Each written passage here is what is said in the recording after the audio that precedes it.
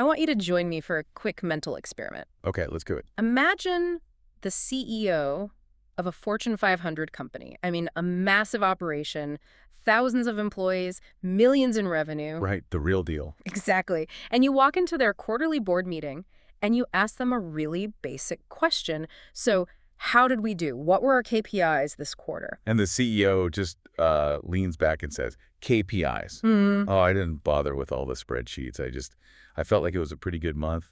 My gut tells me we're doing great. You would fire that person on the spot. I mean, we would drag them out of the office. The whole idea is just ludicrous. Of course, businesses run on data. They run on hard, objective metrics. You would never, ever run a billion-dollar company based on a hunch. So that brings us to the real question for this entire deep dive. If we demand that level of objectivity from a business, why are we all running the single most important business in the world, your own life, based purely on how we feel? That's it right there. We're relying on these vague, subjective perceptions that are, frankly, usually wrong. And that's our mission today. We are going to stop the guessing game. We're moving from running on feelings to actually knowing ourselves. We're talking about using what we're calling the data of you. Exactly. Translating the chaos of your day into a system you can actually measure and manage. And to even start that, you have to face a fundamental human problem. Yeah. We're terrible narrators of our own lives. You're so biased. Totally. We're emotional, we're invested, and honestly, our sources suggest most of us are operating under this kind of functional delusion about where our time and energy really go. That sounds harsh, but it's so true. We tell ourselves stories. I worked a full 8 hours today. Oh yeah, I eat pretty healthy. I got plenty of sleep. And we believe it. We genuinely believe these things. But the moment you introduce an objective tool, a timer, a food log. The data tells a completely different story. Not even close? No, the gap is shocking. You perceive 8 productive hours. The time tracker often shows maybe 3 hours of actual focused work. And the other 5 are what?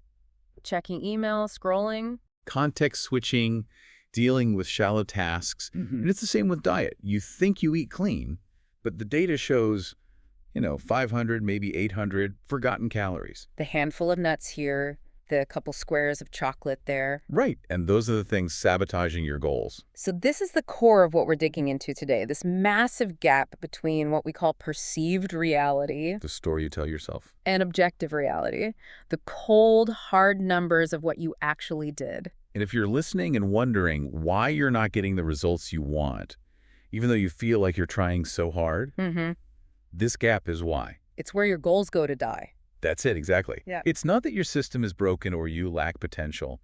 It's that you're making decisions based on bad data. So we need to fix the data. We need to shift from feelings to facts. Yeah. And when we talk about measuring what matters, we have to start with that foundational principle from Peter Drucker. Oh, the father of modern management. He said, what gets measured gets managed. And that quote is everything for this topic. It's so powerful because when you start tracking something, 2 things happen right away. Okay. First, if you stop paying attention to something, say customer service times, it will always get worse. It degrades. Right, that makes sense. But the second part is the one that's always fascinated me. The automatic improvement. Yes. Yes. The fact that if you just start measuring something, it gets better, even before you try to change anything. Why is that? Why does just writing it down change the behavior? It's a psychological principle called the Hawthorne effect. And it's so powerful. Okay. Your behavior changes simply because you know you're being observed. And in this case, you are the one observing yourself.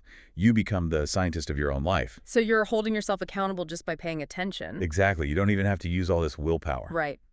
The sources use the best example for this. If you are forced to write down every single dollar you spend, even the $2 for a coffee, you just naturally spend less. The act of writing it down creates this little moment of friction. It makes you pause. And you don't want to have to document behavior you know isn't great. It forces you to confront the truth of where your resources are really going, whether that's money or time or calories. So we need you, the listener, to stop being a passenger in your own life and start acting like the engineer. From subjective feelings to objective measurement. But I know what people are thinking. This sounds exhausting. If I have to track every minute of my day, I'm just going to quit in like 3 days. That's the real challenge, right? Yeah. Turning the theory into something practical. How do you avoid data fatigue? You have to be smart about it. The system collapses if you demand too much. That's why we need to build what the sources call a high-performance A dashboard. dashboard. Like in a car. or a cockpit. You can't look at every single gauge at once. You just need to identify your key performance indicators, your KPIs. The things that actually move the needle for your biggest goals. Yes. And the constraint here is so important. Our sources are very firm on this. Track only 3 to 4 metrics daily. That's it. Any more than that? Any more, and you create data overload. And you are guaranteed to quit. We want high leverage measurements, not a log of every single thing you do. Okay, so let's get specific. What are those essential metrics? Let's break down the 3 that our sources suggest are foundational for high performance, pretty much no matter what your goal is. All right. Metric number 1 is deep work hours, and we have to be super clear on this definition. Yes, this is where that reality gap is usually the widest. Deep work is not busy work. It's not answering emails. No. It's phone away, notifications off, and your brain is actually sweating. It's struggling with a hard problem, high cognitive stuff. And this is where people get that big shock, right? No, it's a huge wake-up call. People who track this for the first time are stunned. They feel like they work hard for 40 hours a week. Yeah. But the objective data might show they're only getting maybe 30 minutes, an hour tops, of true, uninterrupted deep focus a day. So if you're struggling to produce high-quality work, this number, even if it starts out shockingly low, is the one you have to raise. It's the highest leverage activity you have. I read it takes something like 20 minutes to get your focus back after just one little distraction. Exactly. So tracking the uninterrupted time is key. Okay, so deep work hours. What's metric number 2? Metric 2 is your sleep score. Recovery. If deep work is about effort, this is about managing your energy. You can't have high performance if the foundation is crumbling. And time in bed doesn't count. Right. So what should you be tracking? 2 things. Actual sleep hours, which most wearables can track now, and your rest and heart rate, RHR. Why is that one so important? Your resting heart rate is a massive indicator of your body's total stress level. If it's elevated when you wake up, that's your body's warning light. It's saying, hey, you are overstressed, you're under-recovered, or maybe you're fighting something off. So you're basically blind to your real energy levels if you don't measure recovery. Totally. The data gives you permission to adjust. Maybe you dial back your workout that day.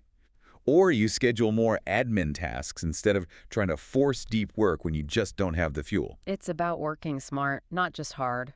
Ah. Okay, and the third metric. Metric number 3 is what we call the one thing. This one is goal specific. Exactly. This is the one you have to customize for whatever your big goal is right now. It's the high leverage activity that if you do it every single day, makes everything else easier. So give us some examples. Sure. If you're in sales, your one thing might be logging 10 outreach calls. If you're an author, it's words written. If you're trying to lose weight, it's probably tracking total calories. Perfect. Whatever your mountain is, this metric is about measuring the daily steps you're taking to climb it. Okay, so we've got the data points, deep work, sleep, and the one thing. But I have to go back to the emotional side of this. Go for it. If I track this stuff and find out I only got 6 hours of real sleep and did 30 minutes of deep work, that could feel really discouraging. Doesn't tracking your failures just create a new kind of anxiety? That is a fantastic point, and it lets us get to maybe the most powerful psychological benefit of this whole system. Which is? Data is the ultimate antidote to that vague, crushing anxiety. Explain that. That seems counterintuitive. Most of the anxiety that leads to procrastination, to burnout, it's fueled by vagueness. It's that feeling that you're just drifting, that you should be doing more, but you don't really know where you stand. That nagging voice in your head. Yes. The moment that inner critic starts up, you're lazy, you didn't do enough today, you can pull out the objective data. You use the tracker as your evidence. As your proof. You look in your scorecard and say, actually, inner critic, I did my 2 hours of deep work, which was my target. I hit my calorie goal. I am winning today. The certainty from the numbers kills the subjective guilt. It lets you move on without getting stuck in all that emotional noise. It's a compass. It tells you exactly where you are. Okay, so for this to work, you need a real system, right? Not just random notes on your phone. Absolutely. You need a designated place. We recommend a weekly performance tracker, a simple scorecard. And on that, you'd log those 3 quantitative metrics we talked about. Yep. And I'd add 3 subjective scores, too. Rate your focus, your energy, and your discipline for the day, maybe on a simple 1 to 10 scale. I like that. So at the end of the week, you can calculate a total weekly success score. Right. And if that score is low, say a 40 out of 100, you don't just feel bad about it. You become an engineer. You diagnose the problem. You look at the data, and you ask a specific question. Okay, why was Wednesday a total washout? And you look at the scorecard and you see it. On Tuesday, my discipline score was a 3. I ate junk, which destroyed my sleep score. Which led directly to my focus score being a 2 on Wednesday morning. Boom.